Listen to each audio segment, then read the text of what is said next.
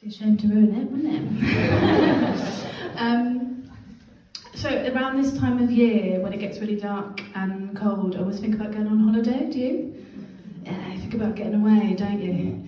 And I wrote this piece when I'd split up with someone, and I was like, I should try new things. And then you do it, don't you? And you're like, this is why I've never done this before.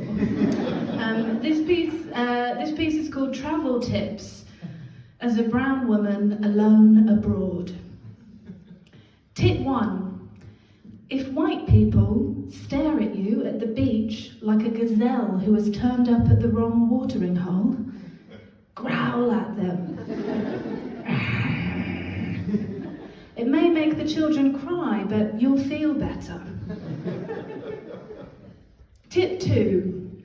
Is a divorced man following you around the hotel because he's lonely and you're alone, and he thinks those two things go together?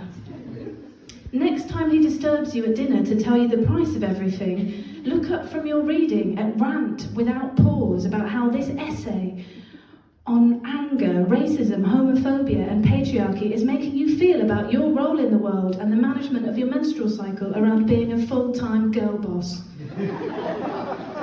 He will back away eventually.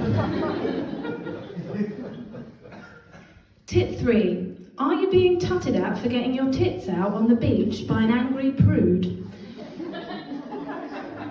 who has forgotten that we're all just burning meat sacks on our way back to being eaten by worms in the dirt? Start whistling with Blitz Spirit. Try varying rhythms and speeds. She'll be annoyed by your presence for a completely different reason and won't know whether it's ruder to avert her gaze for the sake of the children or block her ears for your complete lack of tune. Tip 4. Are white people expecting you to press the button every time you take the lift and start announcing the floor they want, like you are dressed in a tiny invisible bellboy outfit? Try pressing all the buttons at once and shouting, "No hablo inglés!" before rolling out the door in an emergency exit ninja move. There's only a couple more, I promise. Tip 5. People start speaking to you in Spanish and other languages because you don't look English, German or French. You have a choice. Choice 1. Keep up the pretense by nodding and smiling. Let them monologue to you about their day. Get invited to their neighbour's house for lunch and receive the insider scoop on how tourism is ruining the lives of everyone in this town.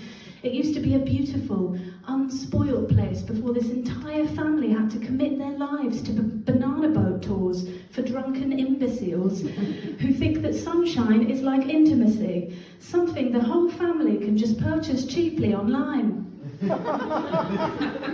Or, choice 2, lose their respect immediately by detonating your UK accent and watch the gulf between you open up as you fall inside like a giant complaint card, becoming one of the worst people abroad imaginable, somehow only lessened by the fact not that you're brown, that you're a woman and you're alone. Yuck. The ultimate social failure and watermark of deep suspicion.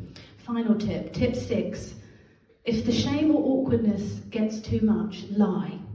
Say you are here writing a novel, researching a play, getting over a messy divorce from your husband. He got the kids because you're, and I quote his lawyer here, a danger to living things. Or just say you do have a partner. In fact, you have a small poly squad these days, sort of gentle harem of lovers to manage your complexity and intensity like a beautiful squishy hacky sack you want to fondle part-time before handing back to someone more stable. You just prefer being alone because it's the only time you're not of service to others and you can truly relax and get in touch with yourself. You will always be your real ride or die. And if that makes them cry or call emergency services, just say you're here studying volcanic rocks. In a way, you are, you're autistic and full of rage. Bonus tip, lizards and birds don't discriminate. If in doubt, hang out with them. They're always happy to see you. Okay, enjoy your holiday.